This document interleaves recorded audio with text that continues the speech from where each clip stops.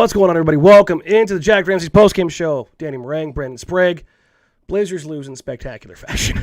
132-117. We were all chanting and rooting. Come on, 150, 150, 150. Like, show me something new. I mean, you're going to get your ass kicked. Jesus. Do it in just epic proportion. I was checking real quick. Actually, I got distracted from doing this. I don't believe that's not the worst loss of the season. No, I don't think it is. I think they had a 136 game. I got to double check now. What's funny is I can just sort, but no, it was 145. That's right. The Celtics beat the ever-living hell out of them. That's right. The Celtics game, my birthday. Yeah, that's right. I was like, I know they got absolutely handled. Okay. Oh my God, Brandon. What? How many times do you think they've allowed opponents to score 124 or more? I'm going to say at least 7. Ding, ding, ding, ding, ding, ding, ding, ding, ding, 7 times. Yes. How about that guess, man? That's some like 84 to 90 Trailblazers, Denver Nuggets. Yikes. That's just a thoroughly horrible stat. Where do you want to go tonight, Danny? What do we do with this game? Do we talk about, has this team quit? I mean, that's what you do with it. Andrew says, hopefully this game was less painful than how you've been feeling, Danny. Oh, trust me, this game sucked. It didn't suck that bad. No. I think almost dying will always stop a basketball. Like, I'm barely getting through these shows right now without that. Yeah, there it is. That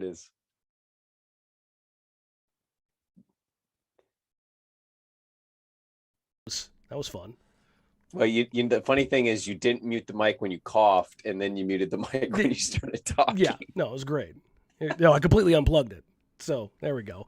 I mean, we can go through the stats stuff tonight. I mean, Nas had a great game. Nas was a lot of fun. Nas, let's talk about something fun to start. Yeah. Nas was impactful. The only real problem that Nas had tonight was his 3-point shooting. Yeah, he's still not fully trusting that shot because he's struggling a little bit. He's shooting 31%. He's actually okay from the corners. He's fallen off a little bit. I think he was at 37% coming into tonight. He should be 40, 42. But he confidently took most of his shots tonight. I'd say probably 2 of them, maybe 3, where it's like little record scratch, little hitch. And really that's what the Dallas Mavericks were counting on. They were counting on everybody not named Damian Lillard to hesitate. And you can't get Ant on the floor right now because they need to play bigger because they're just so small. To get Ant on the floor, you either have to put Norm off the floor or put Norm at the 3, which just makes you cascading effect right now. But Nas, 7 of 14, got to the free throw line, which I thought that was a huge deal. He was their best rebounder by far tonight. Had a couple assists, had a couple steals, had 3 blocks. Yeah.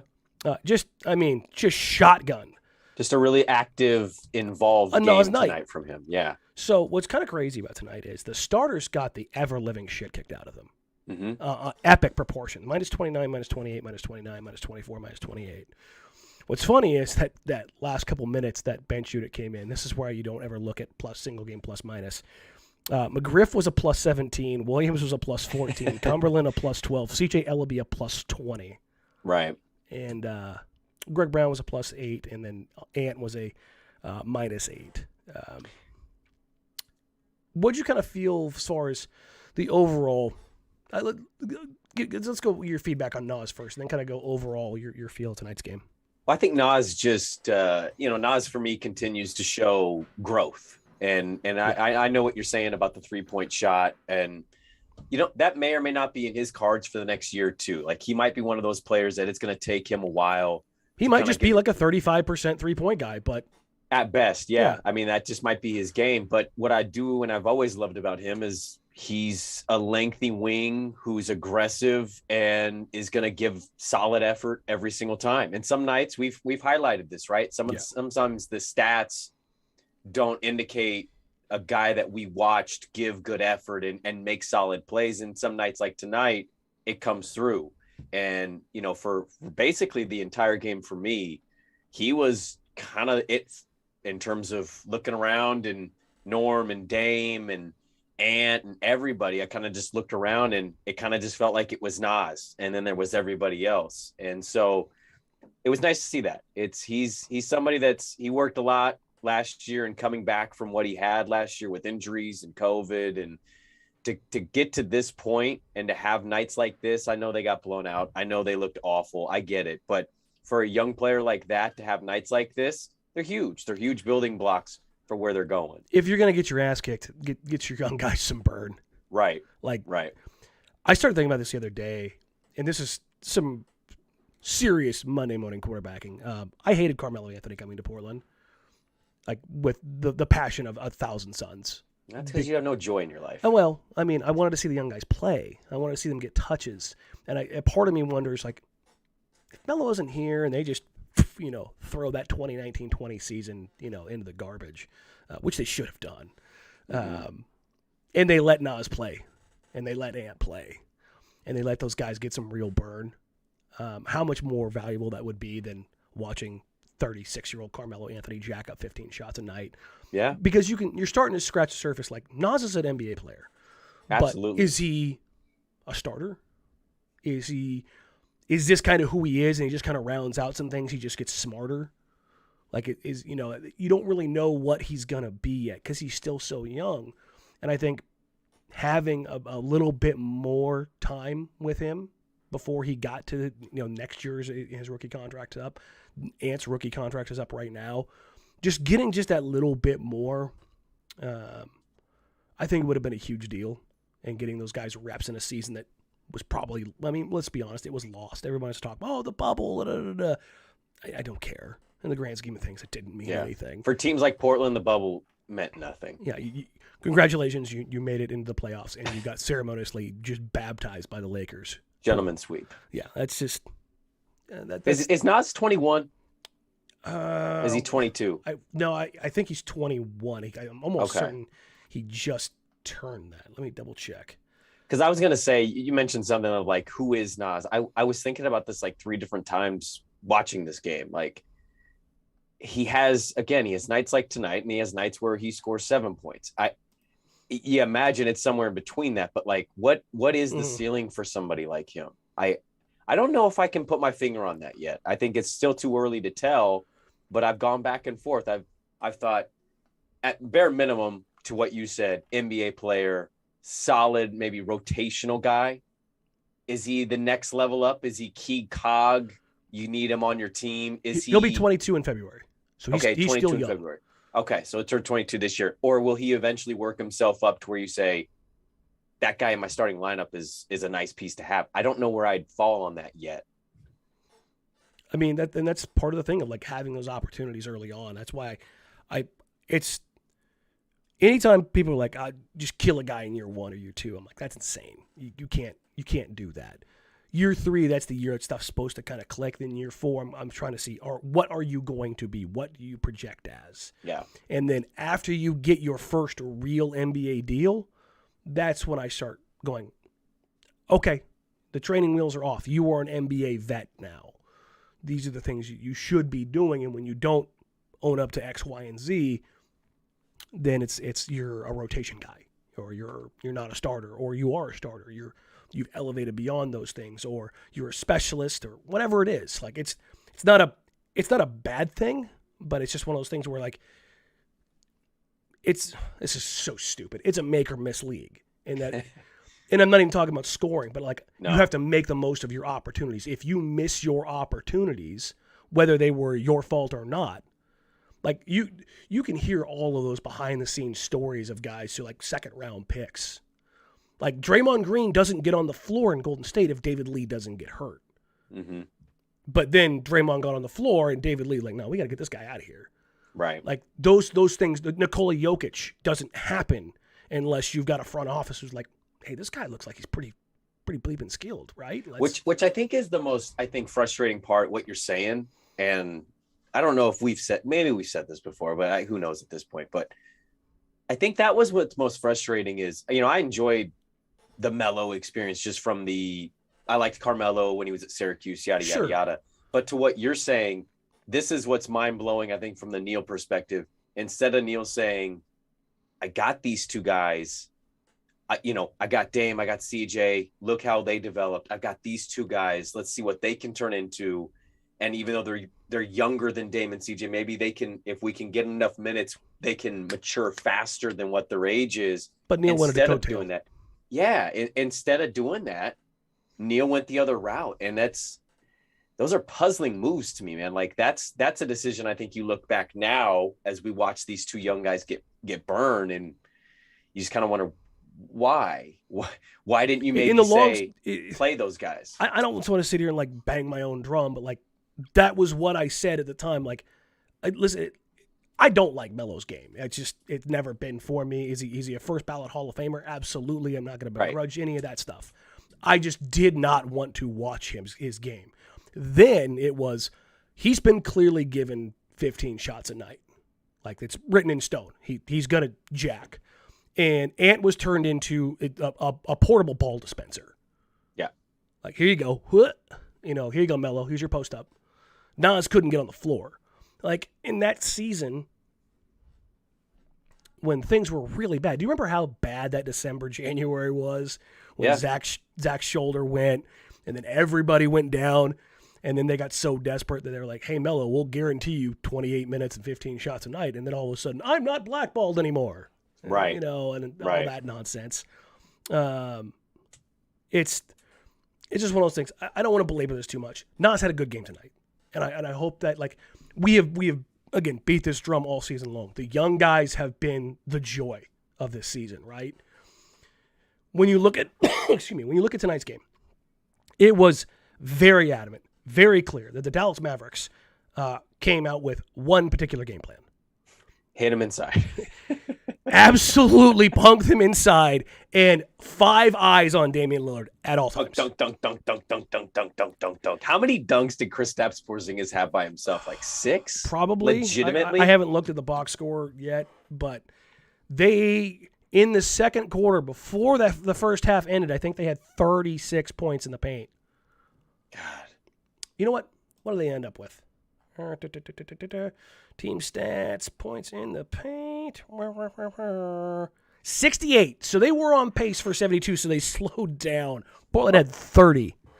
Well, they were up 25 points basically the whole game, man. They had 38 assists. Yeah. 30 well, Danny, assists. It's easy to get an assist when you drive and then you just dish to somebody that's going to get a dunk. Like, how many of those assists came with those passes where somebody would just dribble one time, the off defender would come up, and that would just leave an easy dunk or layup? Like, they had too many of those plays. Like, again, this was another example, one of so many this season for Portland. Their defense just sucks. There's no communication. There's no accountability. I was a little weirded out by that they didn't sign a 10-day with any size. Yeah, well, I mean, that's kind of the theme for them. I know, but I was like, Neil's gone. Joe? Joe? What if Joe was secretly the guy who was like, we need to get smaller? We need to get smaller. And Neil's like, good, yes. Yes, Joe, you're becoming me with no hair. I mean, are we doing this already? It was Joe Cronin. Hey, we're back. It was Joe Cronin who was secretly trying to grab as many small guards as he could. It was Joe Olshey. Joe Olshey. Joel Shea. God. Yeah, Joe Shea. You know what's crazy? I had the team stats up. I'm sorry, so I couldn't help you with the points in the paint, but I wanted to just quickly see. I'm not surprised, but like I'm looking at this and it's just staring me right in the face. Danny, they're only a game back at 10th, but they're also only a game and a half away from having the second worst record in the West. Yes. Like, they suck. They're 13-20. This isn't even like, oh, it's a bad slump. Like, they're 7 games below. Hey, remember when you were like, hey, they're gonna how many games did you say they were gonna win in December? 11 of 14? Oh, there's Captain Fuck You. And I'm not doing that to dunk on you. No, I just want to revisit like where they're at. How many games have they won in December? Is it 3? But I'll tell you right now, I said they were gonna have a great month of December, and my God, it's 2. They have 2 wins in the whole month. They have 2? 2. Charlotte and Memphis. The God, Pistons game was November 30th, bro. And we know they're not beating Wednesday's team. 5, 6, 7, 8. They are 2-9 in December. And I'll be honest, if LeBron plays, I know the Lakers are bad, but if LeBron plays, I don't think they're beating the Lakers. Oh, New Year's Eve in Los Angeles? Are you kidding me? They're not winning that game. Will Dame even play? That's the other question. He tweaked his back, Yeah, he got folded like a lawn chair twice tonight, and I was like, okay, let's get him out. How close are we though to having that? That's a organizational discussion. Okay, but how close do you think they are? When you're this bad? Another week, legitimately. Yeesh. That's not that much. Yeah, it's so the Mavs came in with a game plan tonight. And the game plan was 5 sets of eyes on Damian Lillard, make anybody else beat us. Yep. And for quarter and a half, it worked for the Blazers. But then guys who aren't those guys just miss shots. Yeah. Norm had a rough night tonight. Norm did not play well. One of his worst games as a Blazer, legitimately. Yeah. Just couldn't hit shots. That was really the major issue. Is he got a ton of looks. He couldn't hit. Dame had 26 on 15 shots. Was he great? No, but he got to the line 14 times. God, that might have been. I'm looking at this. It was a really bad Norm night. That might be Norm's worst game for sure. It was just they needed him to be big, and he was the opposite. And that's he threw a pass to a ref, so that was a rough couple of possessions. Yeah, that wasn't great. That was when things really kind of started to go off the rails. Overall, though, you played, Greg Brown the third 12 minutes, McGriff 13, Ellaby 26. I didn't expect them to win. I just expected them to be a bit more competitive. See, I thought they would win. Now, that's just me stupidly buying into I thought they might go off. I had a coin toss. Thing. Yeah. But Porzingis 12 of 21, Dwight Powell 9 of 11. You get 56 points from those two guys. And, yeah. Porzingis looked like the Russian from Rocky tonight. I mean, he legitimately. I must break you. Yeah. Yeah, he looked like a dude. He got that and one dunk. Nas fouled him, and he got the dunk next to Did you see him stare down Joe Cronin? I did see that. It's like I thought he was gonna flex in front of him. Yeah, Joe would get up like Jesse Ventura and break his back. It was one of those things where it's like, I don't know if Joe's the guy. But that was a Kristaps. I think that people watch that performance, even though Portland is very Dallas short. is sending that tape out to everybody. My God. He can do this. He can do this if your team is 6'8" or smaller. The unicorn's back. It's the weird thing is I'm very anti-Kristaps because number one, he's just frail. 7'3" guys. Nope, never. Do not trust. They break down. Right. One of the Mavs guys, one of the Mavs reporters told me in the offseason that he has had 15 lower body injuries since he has been in Dallas. Oh. And I was like, no, that's not coming to Portland ever. Please, God, no. But he's talented. He's skilled. And when he's honed in, also when he is left wide ass open on the third possession of the game, I don't know what the hell happened. Norm raised his hand oh, my bad. But how do you miss the 7'3" white dude streaking off a dive? And he just catches from 4 feet and dunks. And I was like, that's an interesting coverage. How do you miss that? It's not like Jalen Brunson getting lost behind a screen. You know what I mean? And I think that was kind of the tone for the night. And that's kind of what has pissed me off about this team most of the season is that stuff that is just so simple. It just... Also, I don't think they care. I mean, can we blame Scott Brooks for the zone defense? Can we just blame him for that?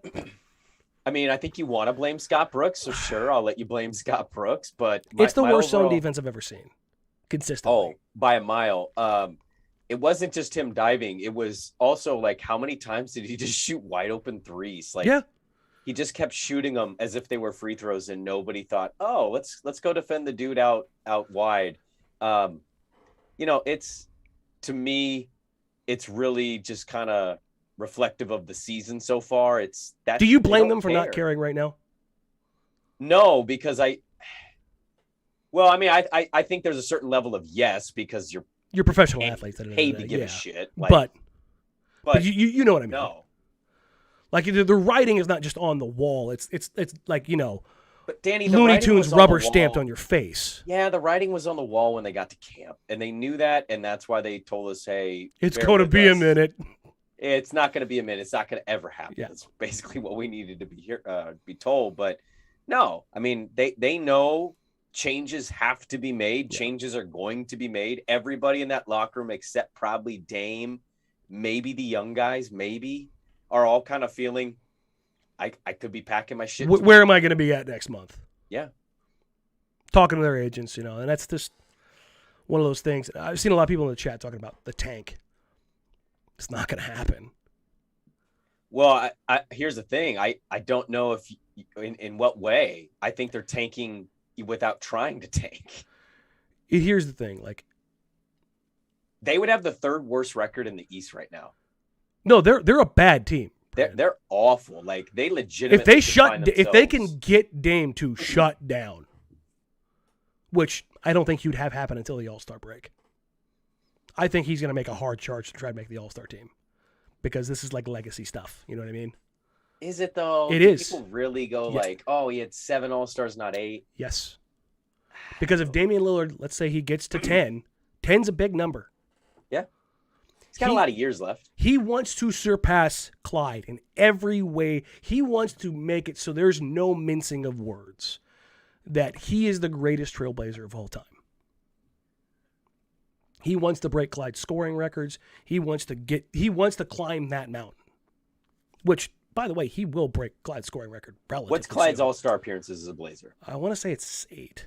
What's he at now? Isn't he at 6? I think Dame's at 6, I think. I mean, yeah, okay. But you don't know. You don't know physically what he's got. You know what I mean? Right. So that's where I kind of go, I don't know. But guys like Dame get to, not to say Dame's in this position, but guys like Dame, they can also coast for 2 years on reputation. I think you can get one right now in today's NBA because of how stupidly ridiculous the guard pool is. Jaw's that dude. Oh, I don't disagree with Donovan Mitchell is that dude. Devin Booker's not getting overlooked anymore. I don't disagree with what you're saying. I just Dame, just that name itself. It carries a lot of weight. There's no doubt about it. But with how much Dame's name has been in the news, it's a precarious position right now. It is not a guaranteed thing that he's making the All-Star team this year. His stats don't really scream All-Star. This month they do. Sure. December they do. He's lights out. Not for the season. No, and he's got a ways to go to bring those numbers up. And if this team is like bad, then I could very easily see a world where he doesn't make it, which would suck. But yeah, it's again, I don't think you can make that commitment to shut down Dame until the All-Star break. Just organizationally. Yeah. I mean, do you think they can? I mean, I think they need the blessing, and I just don't think they're going to get the blessing. So, because they're going to try and make as much money as they can as an organization between now and then, realistically, because of everything that's going on. Because as the season goes on and nobody cares about this team, unless they make a very serious trade, the interest is going to wane. Now, it'll spike back up in the offseason when things probably go pretty crazy. Yeah. But Eric says Kyrie hasn't even played and he'll get voted in as a starter. Cool. Is Brooklyn, is the New York market, is that Portland? No? Okay, cool. Guys, if you're going to throw something in there like that, go throw apples to apples. Portland's the 22nd biggest market in the country. That stuff's never going to happen. Just, it is what it is. Dame's one of the 50 richest athletes in the world. Yeah. Athletes, not NBA players, athletes. And he doesn't get that kind of recognition. So that's what market size does for you. The Trailblazers have a couple of games coming up here, Brandon. Yes, they do. The Utah Jazz. Yikes. Even without Donovan Mitchell, who were beating the crap out of teams. And then they play the Lakers on New Year's Eve. Yay. That will close out the 2021 calendar year, and December. Over under a half a win. Under.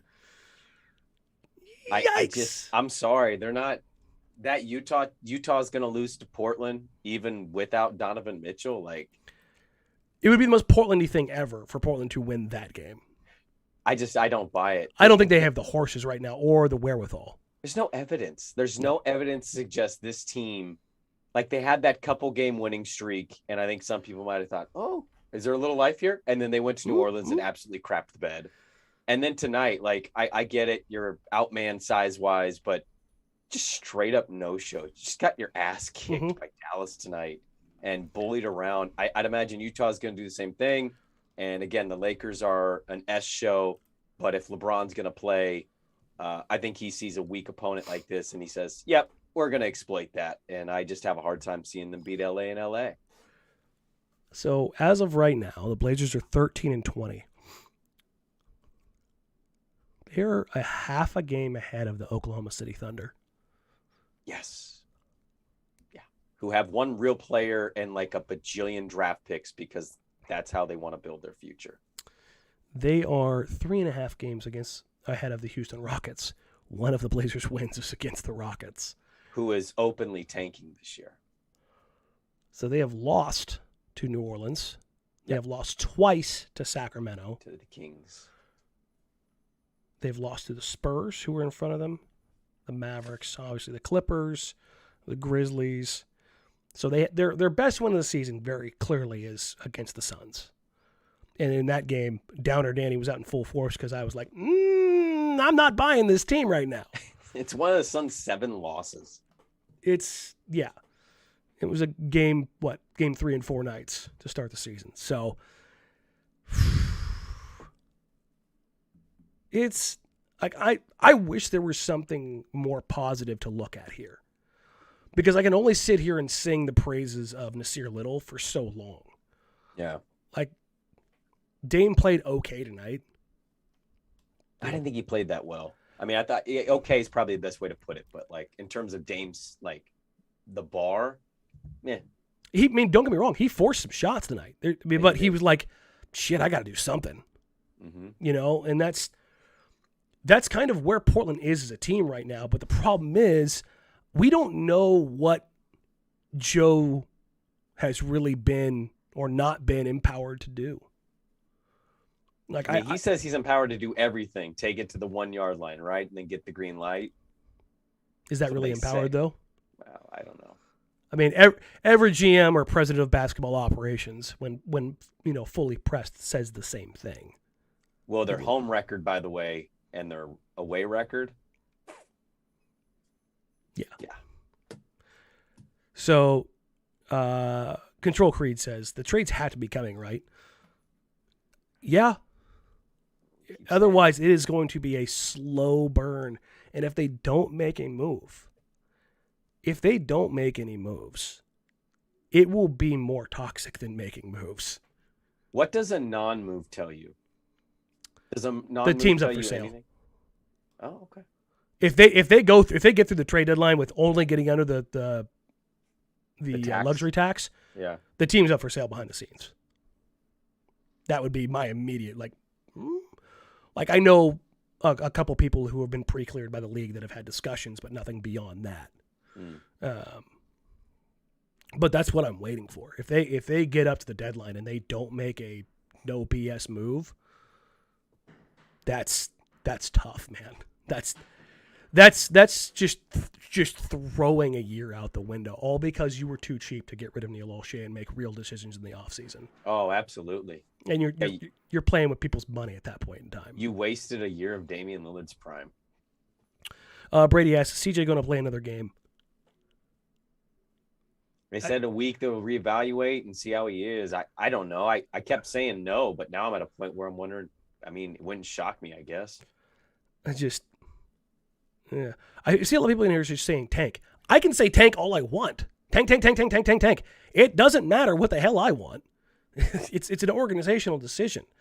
And getting Damian Lillard on board for a tank in one of his prime years is not an easy sell. Well, the Warriors did it with Steph Curry, sure, when they had 2 titles and multiple Hall of Famers around him. They had an organization that was committed. They spent $200 million on the freaking roster. Yeah. Yeah, the big proof of concept matters. Right. Like, what are we going to tell Damian Lillard? Hey, sit it out and hopefully the ping pong balls come up our way with this one pick and maybe he's ready in 2 years. What the hell? You can't do that. No, from an organizational standpoint, you can. Reality, you can't. Yeah. So big difference to have Lacob owning the team and Myers as a general manager than what Portland currently has, an interim GM and an owner who probably didn't even know her team played tonight. Listen, yes, for anybody wondering, I do want the team sold. I want that whole thing sorted out. I want a playboy. I want Tony Stark running the freaking Trailblazers. I want a playboy philanthropist billionaire who doesn't give a shit about anything else, who wants to throw money at a team and just like spend money on assistant coaches and buy a building to have a freaking G League team and make decisions that matter for the basketball side of things and let business come secondary. I know that's not the reality, but that's my hope. That's what I really want. And for anybody wondering, is this team really worth that much? Yes, it's worth upwards of $2 billion. Yeah. Without blinking. If it sells for less than 2.2, I'll be shocked. Yeah. I mean, I think the last evaluation I saw was like 2.5. Yeah. And again, even if you depress value for COVID or whatever, that Moda's 25 years old, but all that crap, they still own that whole piece of land, and you have a built-in fan base that's going to support you. It's like it is, it is what it is. I just wondered, because I was, I hate doing it, but I think when you get to moments like this in a season like this, you reach this point. I started doing the whole look at Dame going to timeouts when his team's down 20 points tonight.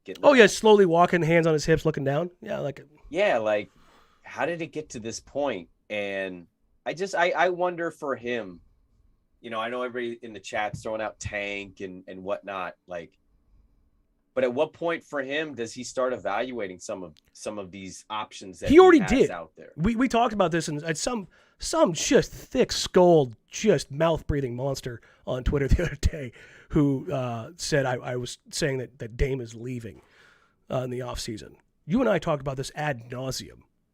We talked about Damian Lillard's comments about how he wasn't committed yet.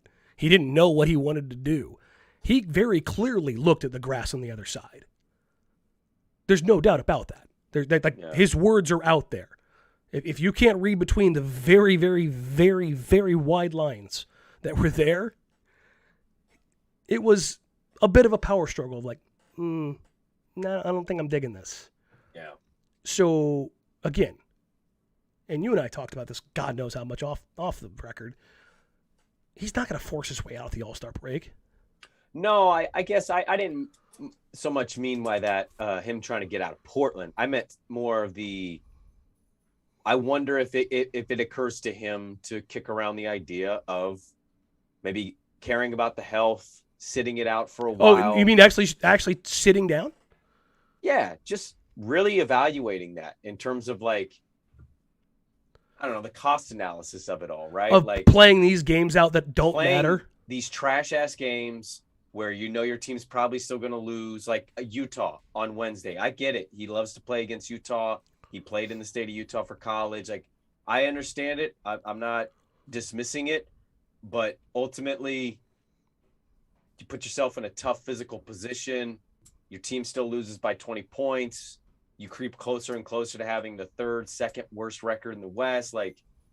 Sometimes I wonder how often these kind of guys, they think about that stuff. Because he's playing and it doesn't Listen, if he's matter. ever going to have that abdominal surgery, that's what I'm saying is this is the time to have it. Yeah. Listen, man, hey. Nobody would blame him either. Everybody would be like, cool. About damn time. Be healthy. Yeah. And that's the one guys I think that you could sell this. That is the one way you could sell and get under this. But it's very from the people I have talked to, it's very hard for me to believe that would happen. Yeah. So, I'm sorry these are like kind of a downer situation, but this is the place that the organization is in right now, guys. Season sucks. I mean, it is what it is. This is a crappy season. This is like all of my worst fears over the last couple of years kind of like coming to a head. Yeah. You're getting pennies on the dollar for CJ McCollum when it's all said and done. Not even nickels? We won't even get some nickels to the I mean, dollar? you maybe will rub two together. Okay. If they get 75 cents on the dollar, I'll be impressed. Legitimately. I'll be impressed. Well, I think you keep CJ because I think once they get those old system habits out of their situation, they'll figure this out. I was circling the bait for a second there. I was like, what's he got there? What's he put in the water? I almost hit the line. I was like, oh, you son of a. But, and again, I've seen some people like Spurs and Warriors, two examples of team tanking to become great. I am pro tank when the opportunity arises. You're talking about the two best organizations in the NBA over the last 30 years. Yeah. The Trailblazers are not that. They don't have multiple Hall of Famers. They missed their opportunity to do this in 2015-16. And then they botched the draft in 2017. And then they missed another thin opportunity to tank again in 2019-20. Like, the timeline of things that Neil O'Shea completely botched is just a flashing lights of just stupidity. Which made the defending of Neil O'Shea just idiotic, in my opinion. Because it was clear as day what they needed to do, and time again, he didn't do it. Quinn Better asks, what is the deal with Dame's injury? Does anyone know what it is? It's abdominal tendinopathy, if you want to go Google that. It's basically he loses any and all explosiveness because he can't use his core. That's basically what it stems from. We'll get out of here on that because this is just depressing.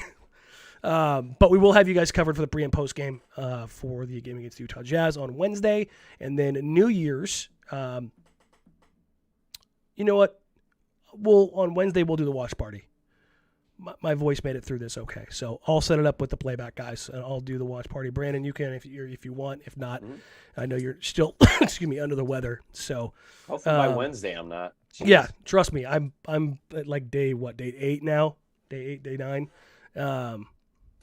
But it's just one of those situations where this sucks. But I want to still, hang out with you guys and share some content and just do some behind the scenes stuff. And maybe this time, since we kind of have belabored the crappiness to death, we'll go more in depth on some of the basketball sides of things.